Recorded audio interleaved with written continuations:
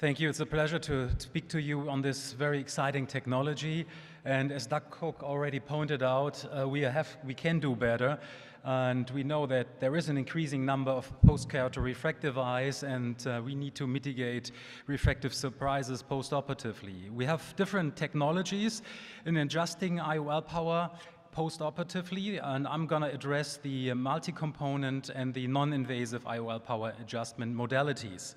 So here you see one option that is a dual optic technology that's implanted into the bag, and you can afterwards exchange the optic only for a monofocal or multifocal or, for example, pinhole technology. And then here you have another technology that just uses a scaffold that's implanted into the bag, and then the monofocal or multifocal or IOP sensor, for example, is implanted into the system. These systems are available already, and we have experience in Europe, for example, on that. My personal opinion is that with this technology, there needs to be an increased chance of a secondary IOL intervention, and that is mainly if there is a refractive change in pediatric cataract over time, or progressive corneal pathology like keratoconus, or there's the use of tamponates like oil and vitreoretinal surgery. The good thing is that if there is a posterior opening for whatever reason, there is no need for vitrectomy. And then we are talking about non-invasive IOL power adjustment, and I'm going to start with femtosecond laser and the LIRIC, where Scott McRae will address that later on. We all know that the laser-induced refractive index change is caused by multiphoton absorption of ultra-short laser pulses, and that can be conducted intracorneal or in silicone, hydrogel, or dye-doped polymers. And there are 4 companies out currently that were working on this technology. That is more or less the LIRIC technology enables the writing and optical correction in the design of a Fresnel lens. The company is called Clariovision, and they demonstrated refractive index adjustment of the cornea, contact lenses, and also IOLs, as already pointed out last year by George Waring. And then we have, of course, here a picture of a slit lamp photograph. It's hard to see, it's directly after surgery, and it can be conducted also in the lens. Perfect Lens is the second company that demonstrated IOL power adjustment in a live rabbit eye so far, and also cancel IOL multifocality in a model eye. Next company is Merck. Pharmaceutical company that they call it LICRI. They developed polymers containing coumarin side groups to enable photo-induced adjustments of LIRIC. It's a so-called two-photon chemistry. And they are at a very early stage of development, and it's hard to get any information on this.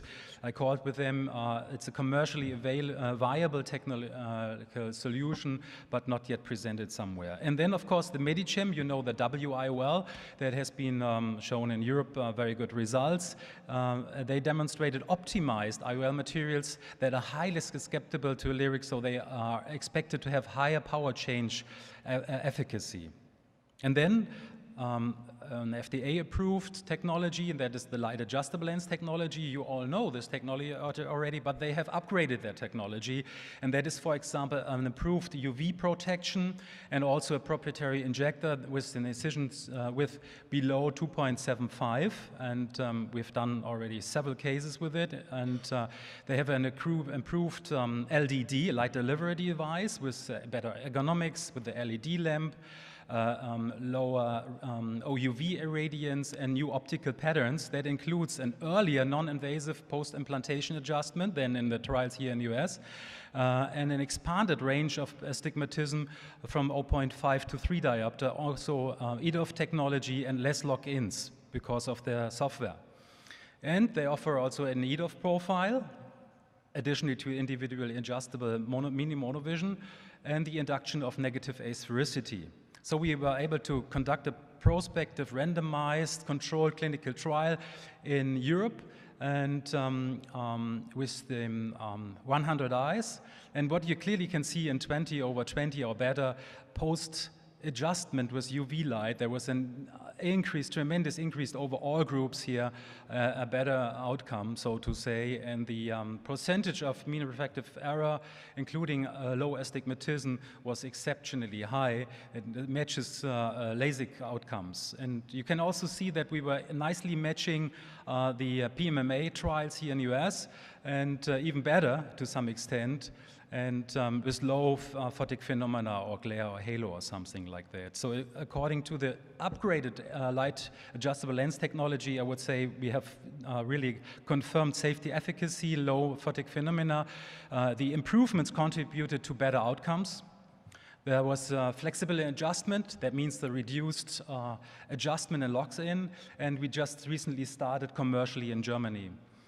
And we had already a 10 years anniversary last year already with these patients, and she's very happy with her outcome, and I'm going to publish that. And so in summary, the multi-component technology is more or less for specific indications. The refractive index change and shaping is under development.